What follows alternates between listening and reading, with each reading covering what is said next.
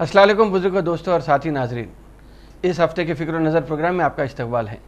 किसी भी जमहूरी मुल्क में एहतजाज अवाम का बुनियादी हक़ होता है, मगर ऐसा लग रहा कि फ़िल वक़्त हिंदुस्तान में वज़ीर आज़म नरेंद्र मोदी और चीफ़ मिनिस्टर योगी आदित्यनाथ के ख़ास तौर पे ये दो लोगों का जिक्र इसलिए कर रहा हूँ कि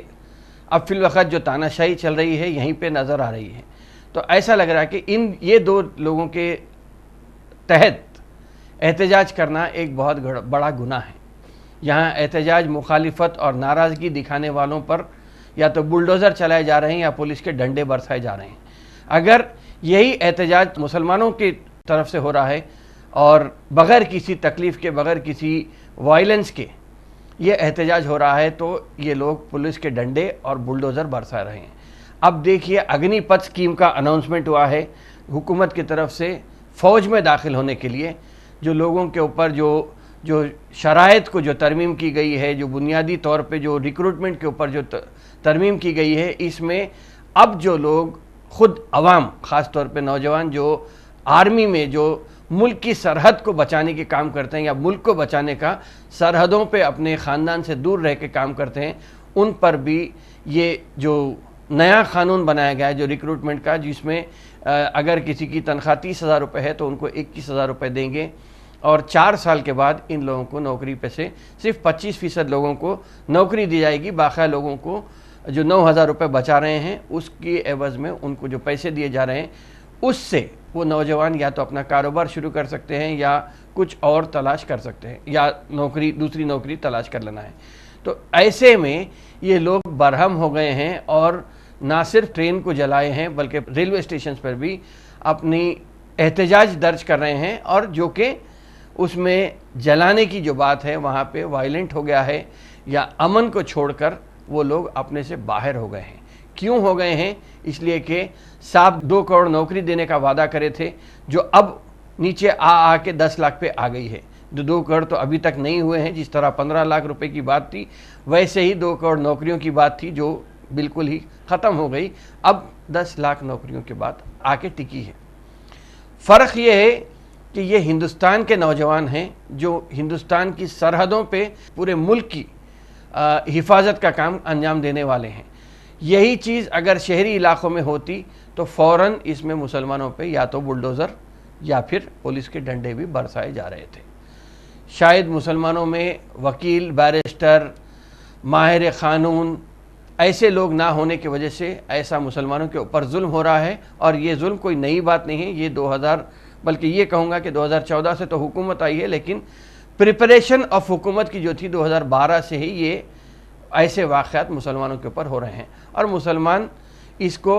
एक तरीक़े से मान के चल रहा है कि ये हुकूमत से हम कोई दूसरी उम्मीद नहीं कर सकते। वैसे मुसलमानों की तायद में अगर देखेंगे तो चीफ जस्टिस, सुप्रीम कोर्ट के जस्टिस, हाई कोर्ट के जस्टिस और बड़े बड़े क़ानूनदान जो कि गैर मुस्लिम हैं मगर हिंदुस्तानी हैं, उन्होंने चीफ जस्टिस एन.वी. रमन्ना को एक ख़त लिखा कि सू मोटो एक्शन लेके सुप्रीम कोर्ट इस पर रोक लगाना चाहिए। लेकिन बात यह है कि जो नौजवानों को आप ठेस पहुँचाए, जो नौजवानों को जो ख्वाब दिखाए थे, जिनके हाथों में झंडे लगाने की आप जो एक पूरी पॉलिसी बना के रखे थे कि मुसलमानों को दुश्मन बताकर उनको झंडे दिला के उनके जो गुस्सा है या जो उनकी जो मुस्तकबिल की जो तरफ उनकी जो नज़र थी उसको हटाने की जो कोशिश किए थे, वहाँ पे आप नाकाम हो गए हैं। और अब ऐसा लग रहा कि जो 15 लाख की बात थी, 2 करोड़ नौकरी की बात थी और इस किस्म के जो सुहाने सपने दिखाए थे आप, वो अब यहाँ पे ख़त्म होते नज़र आ रहे हैं। ये तो बात हो रही है कि पूरे हिंदुस्तान में सिकंदराबाद भी उसमें शामिल है, लेकिन सिकंदराबाद की बात आई तो सिकंदराबाद के जो रुकन पार्लियामेंट हैं जो कि अब फ़िल वक़्त मरकज़ वज़ीर भी हैं, किशन रेड्डी, उनसे वज़ीर आज़म ने रिपोर्ट तलब की है। ये बात यहाँ तक ख़त्म नहीं होती, मगर एक लीडर है हर वक्त बंडी पे सवार रहता, वो फ़ौरन मसले को कहीं पर भी हो मुसलमानों से, मजलिस से, कांग्रेस से, किसी न किसी से, बहरहाल ख़ास तौर पे मुसलमानों से जोड़ने के लिए कभी पीछे नहीं रहते। बीजेपी के सदर है बी संजय साहब, उन्होंने दावा किया है कि ये जो भी रेलवे स्टेशनों पे जो حرکت ہو رہی ہے، جو احتجاج ہو رہا ہے، جو ٹرینوں کو جلایا جا رہا ہے یا ریلوے اسٹیشن کو توڑا جا رہا ہے، اس میں بھی مسلمانوں کا ہاتھ ہے۔ بلکہ مسلمان اور مجلس دو الگ الگ چیز ہیں، لیکن مسلمان ہیں، مسلمان کو بھی مجلس سے بھی جوڑ کے کروٹ لینے کی کوشش کر رہے ہیں کہ یہاں پر بھی مسلمان یا مجلس کی طرف سے یہ ہو رہا ہے۔ جبکہ آگے آپ چائنا کی طرف سے جو ہندوستان کی سرحد پہ یا ہندوستان کی سرحد میں چائنا جو داخل ہو گیا ہے، جو 65,000 کلومیٹر کی تک ہندوستان کے علاقے کو چائنا اپنے کنٹرول میں لے لیا ہے، اس پہ کوئی بات نہیں ہو رہی ہے، اور جو لوگ حفاظت کرنے کی بات کر رہے ہیں ان پہ بھی اب ڈنڈے برسائے جا رہے ہیں۔ کس قسم کی حکومت ہے اور ہندوستان کو کس طرح چلانا ہے یہ اب سنبھلا نہیں جا رہا ہے، تو کہیں نہ کہیں پھر سے اس کو مسلمانوں کی طرف جوڑنے کی بات ہے۔ رہا سوال مسلمانوں کا، مسلمان تو اپنے نبی حضور اکرم صلی اللہ علیہ وسلم کی شان میں گستاخی پر پرامن احتجاج کر رہے تھے، ان کو بھی آپ وہاں پہ پولیس کے ذریعے یا بلڈوزر کے ذریعے ان کو پریشان کرنے کی بات ہے۔ لیکن ہمارا ایمان یہ ہے کہ جب کبھی اللہ کے رسول، اللہ کے نبی، جو پیغمبروں کے اوپر جب کبھی ان کی بے حرمتی ہوتی ہے تو اللہ تعالیٰ اس پہ بہت زیادہ غصے ہوتا ہے، ورنہ تو اللہ تعالیٰ کی نافرمانی تو مسلمان کرتا ہی ہے، کہیں نہ کہیں ہوتی ہے، اور اللہ سے یہ امید بھی رکھتا ہے کہ اللہ تعالیٰ کہیں نہ کہیں جب 70 ماہوں کی محبت رکھتا ہے وہ اپنے گناہ کو معاف کر دے گا۔ لیکن جب رسول کی بات آتی ہے تو اللہ اس پر یقیناً ناراض ہوتا ہے۔ چاہے وہ نوح علیہ السلام کی بات ہو، تو جب عوام بہت زیادہ ان کو پریشان کرنے لگی تو نوح علیہ السلام جب دعا کیے کہ اللہ تعالیٰ میرے سے اب برداشت نہیں ہو رہا ہے، تو اس وقت نہ صرف آسمان سے پانی نکلا تھا، زمین میں سے بھی پانی نکلا تھا، اور کشتی بنا کے وہ وہاں سے سوار ہو گئے تھے۔ موسیٰ علیہ السلام کی جب بات آئی تو موسیٰ علیہ السلام کے اوپر بھی جب بہت زیادہ ظلم بڑھ گیا تھا فرعون کا، تو اس وقت بھی موسیٰ علیہ السلام جب دریا پہ اوپر پانی لاٹھی مارے اپنی، دریا دو طرف بٹ کے رہ گیا، موسیٰ علیہ السلام اپنی قوم کو آگے لے کے نکل گئے، اس کے بعد فرعون صرف پانی پہ تیرتا رہ گیا، بلکہ پانی کے اس ذریعے اس کی موت بھی ہو گئی تھی۔ تو اب آپ اللہ کے سب سے محبوب بندے کی جب مخالفت کریں گے تو ہم تو نکلیں گے ہی نکلیں گے، لیکن آپ کی جو مخالفت تھی یا آپ لوگوں کی جو زبان استعمال ہوئی تھی اس کے اوپر یقیناً اللہ تعالیٰ اس کا تو کہیں نہ کہیں کچھ نہ کچھ نتیجہ یقیناً نکلے گا۔ اس کے بعد اگر دیکھیں گے تو ایک اخبار میں ایک رپورٹ آئی کہ دلی کی ایک بہت بڑی ایڈوکیٹ ہیں ورندا گروور، انہوں نے کہا کہ فی الوقت آج کے حالات میں مسلمان کو بہت زیادہ احتیاط کے ساتھ کام لینا پڑے گا، اس لیے کہ جو مخالفت کی جو بات ہے، اگر ہم کہیں پر بھی تھوڑی بھی مخالفت کریں گے تو کسی کے بھی کیے ہوئے ہمارے ناکردہ گناہوں کی بھی سزا ہمارے پہ تھوپی جا رہی ہے۔ اسی اسنا اسی ہفتے ایک بات یہ آئی کہ ہندوتوا لیڈرز کو جو آزادی دی گئی ہے کہ وہ اپنی فوج بنائیں، سینا بنائیں، بریگیڈ بنائیں، بہرحال یہ بنا کے اگر یہی چیز کوئی مسلمان اگر کرتا، غلطی سے بھی کرتا، میں یہ نہیں کہہ رہا ہوں کہ سوچ سمجھ کے کرتا، اگر غلطی سے بھی کرتا تو پھر اس کے اوپر کہیں نہ کہیں ہم پہ لاکھوں کیسز تھوپ دیے جاتے، اور ہمارے پاس وکیل بھی نہیں ہے جو بچانے کے لیے کام آ سکتے تھے۔ ویسے انکاؤنٹر کے نام پہ بہت سارے انکاؤنٹر ابھی بھی ہو رہے ہیں ہندوستان میں، لیکن انکاؤنٹر کی جب بات آئی تو نیو دلی کی جو وکیل ہیں ورندا گروور، انہوں نے عشرت جہاں کا کیس اپنے ہاتھ میں لیا تھا، اور وہ ان کا کہنا یہ ہے کہ فی الوقت جو کیس مسلمانوں کے یا عشرت جہاں کے اوپر جو انکاؤنٹر ہوا تھا اس سے صاف ظاہر ہوتا ہے کہ کس طرح سہراب الدین انکاؤنٹر میں بھی جو انکاؤنٹر ہوا تھا اس میں پولیس والوں کی جو خوشی ہوتی بندوق چلانے میں، اس سے وہ بہت زیادہ خوش ہوئے تھے اور انکاؤنٹر کر دیے تھے۔ یہ تو فیک انکاؤنٹر تھا، یقیناً 2002 کا بھی اگر دیکھیں گے تو جو فساد گجرات میں ہوئے تھے اس کے بیچ میں اگر دیکھیں گے تو یہاں پہ یہ بات ثابت ہوئی تھی کہ 2002 کی بات ہو یا سہراب الدین انکاؤنٹر کی بات ہو، خاص طور پہ گجرات میں یہ بات ثابت ہو گئی تھی کہ کرمنل، پولیٹیکل اور پولیس کا جو نیکسس ہے یہ بہت زیادہ آگے بڑھ چکا ہے۔ اس میں centre, state intelligence bureau, state کی پولیس، یہ سب مل کے ایک ایسا ڈیڈلی کمبینیشن بن رہا ہے کہ جو ملک کے لیے آگے چل کے پریشان کن ہو سکتا ہے۔ احتجاج کرنے پہ مسلمانوں کے گھروں کو توڑا گیا ہے، لیکن گجرات ریاست میں احمد آباد کارپوریشن کے طرف سے، سورت کارپوریشن کے طرف سے جو سروے ہوا تھا اس میں یہ بتایا گیا ہے کہ 35% بلڈنگ جو گجرات میں بنے ہیں یہ پورے اللیگل ہیں۔ اس کے اوپر ابھی تک کوئی کارروائی نہیں ہوئی، صرف ہم احتجاج کرتے ہیں تو ہمارے پہ بلڈوزر چلا جا رہا ہے۔ اس کے علاوہ اب جو اللہ کی طرف سے جو راحت کی بات ہے، جو رحمت نازل ہونے کی بات ہے، اس میں اگر دیکھیں گے تو فی الوقت ہندوستان بھر میں،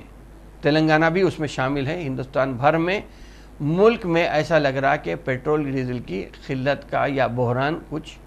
آنے کے آثار نظر آ رہے ہیں۔ یہ کیوں آ رہے ہیں اگر دیکھیں گے تو یقیناً Indian oil corporation, Bharat petroleum اور ہندوستان پیٹرولیم یہ سرکاری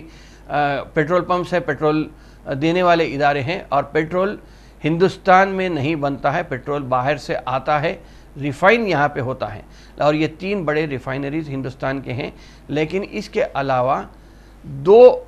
پرائیویٹ کمپنیز بھی ہیں، ایک تو ریلائنس ہے اور دوسرا SR پیٹرولیم ہے۔ یکا یک یہ دونوں کمپنیز اپنے پیٹرول پمپس کو بند کر دیے ہیں۔ اب بند کرنے کی کیا وجہ ہے وہ تو ہمیں نہیں معلوم ہے، لیکن یہ ضرور کہا جا رہا ہے کہ جو اب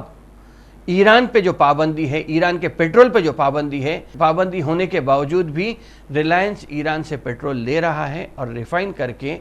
باہر بھیج رہا ہے۔ اس کے علاوہ ریلائنس ابھی بھی رشیا سے پیٹرول لے رہا ہے اور ریفائن کر کے باہر ملک میں بیچتا چلا جا رہا ہے۔ یقیناً $95 بلین کی آمدنی رشیا کو ہوئی ہے صرف پیٹرولیم ایکسپورٹ کرنے میں، یا انرجی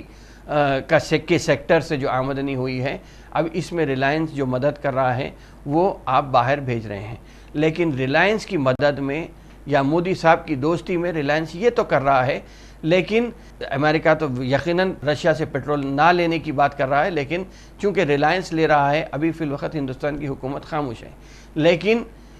کل اگر پابندی لگتی ہے تو پھر ہندوستان میں ایک نیا اضافہ ہو سکتا ہے۔ کوئلے کی کمی آ رہی تھی جس سے کہ پورے ہندوستان بھر میں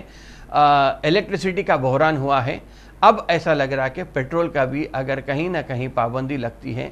اگرچہ کہ عرب ممالک نے حضور کی شان میں گستاخی کرنے کے اوپر اپنی ناراضگی تو دکھائے ہیں، لیکن ابھی پیٹرول پہ وہاں پہ کچھ بات نہیں آئی ہے، لیکن سعودی عرب نے پیٹرول کی قیمت میں یقیناً اضافہ کرا ہے۔ تو اب اگر قلت پیدا ہوتی ہے یا مصنوعی قلت ہی اگر ہے یہ، تو کیا پیٹرول کے ریٹس اور 25-50 روپے آپ بڑھانے کی کوشش کر رہے ہیں جس سے کہ پرائیویٹ ایجنسیز کو یا پرائیویٹ کمپنیز کو فائدہ ہونا؟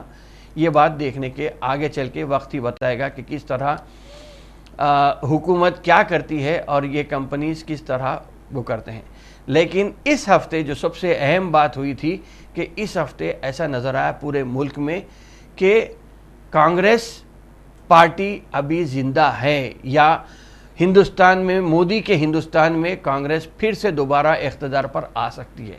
لیکن نہ پیٹرول کے اوپر احتجاج ہوا، نہ بڑھتی قیمتوں کے اوپر احتجاج ہوا، نہ کھانے پینے کے جو ایڈیبل آئل ہوتا ہے اس کے اوپر احتجاج ہوا۔ صرف کانگریس پارٹی اب زندہ جو نظر آئی اس میں یہ نظر آئی کہ راہل گاندھی کو انفورسمنٹ ڈائریکٹریٹ کے آفس کو طلب کیا گیا، تو اس پر کانگریس پورے ملک میں کانگریس یہ بتائی کہ کانگریس پارٹی ابھی زندہ ہے۔ اگر بہتر یہ ہوتا کہ ان 8 سالوں میں یا کم از کم 3 سالوں میں، پہلے 5 سال تو چھوڑ دیں مودی صاحب کے تھے، دوسرے 2019 کے الیکشن سے پہلے اگر کانگریس ایسا زندہ ہوتی اور سڑکوں پہ نظر آتی تو شاید اس مرتبہ یا 2019 کے الیکشن میں کانگریس کو اقتدار بھی مل سکتا تھا۔ لیکن راہل گاندھی کو بچانے کے لیے کانگریس آگے آئی ہے، لیکن عوام کو بچانے کے لیے ابھی تک آگے نہیں آئی۔ تو اگر کانگریس دوبارہ سرکار مرکزی حکومت ہو یا تلنگانہ میں ہو یا کہیں پر بھی ریاستوں میں اگر اقتدار پہ آنا ہے تو پھر عوامی تائید حاصل کرنے کے لیے عوام کی تائید میں عوام کے مخالف ہونے والے فیصلوں پہ کانگریس کو آگے آنا پڑے گا، ورنہ کانگریس پھر وہی پیپر پہ رہ جائے گی۔ گجرات کے الیکشن آ رہے ہیں، اب گجرات میں کیا ہونے والا ہے؟ عام آدمی پارٹی جس طرح گجرات میں داخلہ لے رہی اس سے پھر کانگریس کو نقصان ہو سکتا ہے۔ لیکن اگر کانگریس عوام کے جذبات کی قدر کرتے ہوئے آگے آتی ہے تو پھر کچھ ایک ایسی چیز ہو سکتی ہے کہ کانگریس وہاں سے پھر آگے بڑھ کے پھر سے کچھ ایک امید نظر آ سکتی کہ کانگریس کو کہ وہ پھر سے دوبارہ ملک میں اور ملک کے پورے ریاستوں میں جہاں کہیں بھی الیکشن ہو پھر سے دوبارہ اقتدار آ سکتی ہے. تو اب وقت ہی بتائے گا کہ کس طرح کانگریس آتی ہے یا اگنی پتھ کی لڑائی جو ریلوے اسٹیشنوں سے شروع ہوئی تھی فوج میں بھرتی ہونے والے امیدواروں کی طرف سے، کینڈیڈیٹس کی طرف سے، وہ کس طرح ملک کی سیاست کو بدلتی ہے، یہ وقت ہی بتائے گا. میں سمجھتا ہوں کہ ان چند ایسے ایونٹس ہوئے ہیں اس ہفتے، یا ایسے حادثات ہوئے ہیں، یا ایسے واقعات ہوئے ہیں ملک میں، میں سمجھتا ہوں کہ یہ عوام کی آنکھ کھولنے کے لیے اور خاص طور پہ اندھے بھکتوں کی بینائی پھر سے واپس آنے کے لیے یہ کافی ہیں. اس ہفتے میں انہی سب باتوں کے ساتھ اپنا پروگرام کو یہیں پہ ختم کرتا ہوں. انشاءاللہ آئندہ ہفتے پھر ملاقات ہوگی، پھر بات ہوگی. شکریہ، خدا حافظ.